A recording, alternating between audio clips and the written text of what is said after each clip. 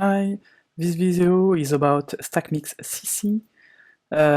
This is for me an experimentation, this panel. So I did this experimentation for CS6, and you could find in the name of StackMix.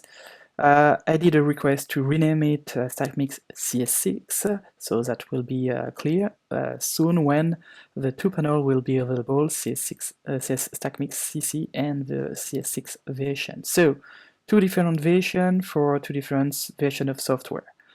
So the purpose is just to play with stack mode inside smart object. So let me show you one use case. At the beginning of this video, I think around CS3, that was for pure mathematical statistic in different kind of environment.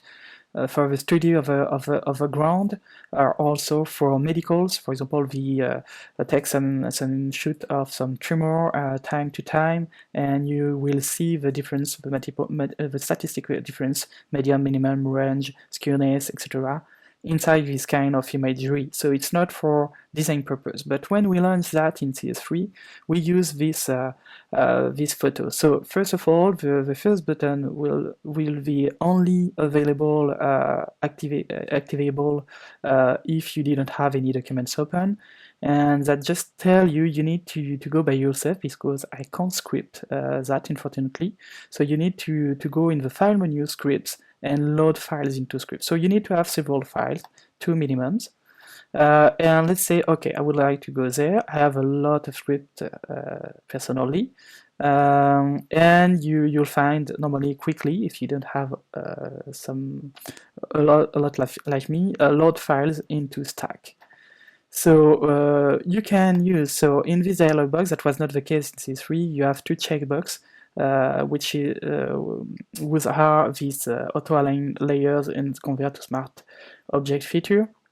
So first, pick a folder, a full folder with all the images inside, all file, and you can say, okay. Also, as a reminder, there could be some open tab files, and you can say open, add open files. So here, for example, one of the use cases, so you are in a situation where each time you have people, so touristic environment, for example, and you want to take this shoot. There is no tripod. If you take a look, there is some offset, etc. So you need to find several pictures, two minimum, with no overlap of people inside. So let's say these four, but that could be three only there. And let's say, okay, I would like to auto-align because that was not on the tripod. That's the same view, but not on the tripod. So that's the use case of this one and this one. And create for me, when after loading all in a single PSD and aligning them, just create for me a smart layer. So that would do the job for you. And boom, that's it. So you can see several pictures auto-aligned. And normally, if you had to do that by yourself without my panel exposing all the features, you need to go each time you want to change in the menu layer, smart object, and stack mode. So one more out of your screen, so variance at the bottom, but you need to go there and to change. So for statistics, medical, ground study, etc., I think that will be perhaps okay, but these two one doesn't work for me in imagery photographic experiment. So you can open that and you can see which stack mode is there. And thanks to this panel, that just need to try there.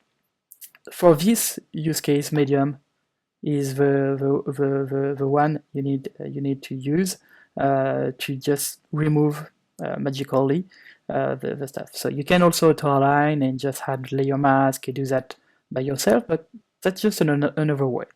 So let me now play with another one. So you can also just open a regular Photoshop file with some layers on it, and you can say select all. So that's the purpose of this one, but you can also just select some, for example, no matter. Auto-align is not useful in this case because it's absolutely not the same shot.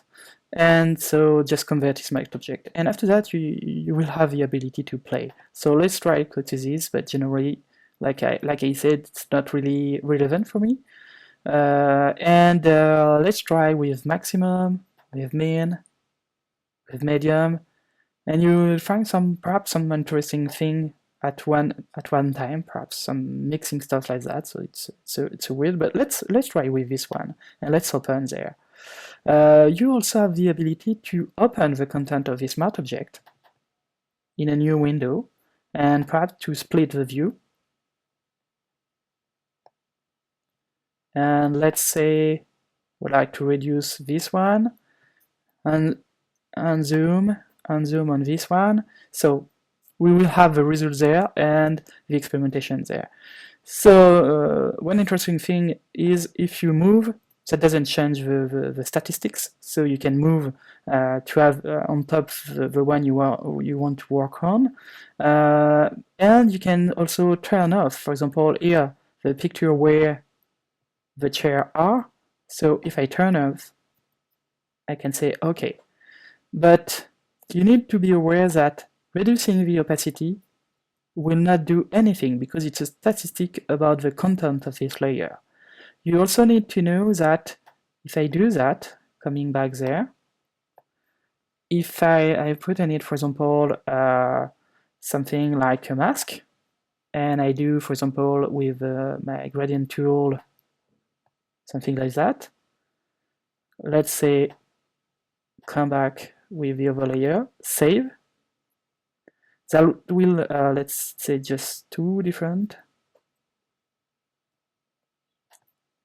That will do sometimes some weird stuff. So sorry, I was not able to show you that here, but if I do just one layer, you can see that. But if I start to mix with other thing, you will see, yes, here, a clear separation, even if there is a gradient. So if you really want to do that kind of stuff, you need to create, let's say, create with a command control key a layer below. Perhaps I can also duplicate this one and hiding it because I would like to preserve my editability. And perhaps there with black or white, let's try with this one. You can do merge down, and now that will work. You will have this transition there now because of that. So a feather in general via mask or just erasing something in a layer will not work properly in this stack mode in statistics. So you need to know that and have the way to continue to play with. So let's say okay, and so you can paint on the new white or black layer. Let's try to do something like that. Let's try to paint so it's not visible, so you can again reorder to see what you do. And let's say save. Just a weird and stupid thing, but that's just an experimentation. And that's funny like that. I like that, by the way. And let's say, for example, in this one, let's say this. Oh, yeah, that could be fun. That could be nice. That's just experimenting again and again. And also, as a reminder, you could do also this kind of stuff with Lightroom using Photoshop. By the way, you can pick a picture. Let's say this one. Let's say perhaps this one.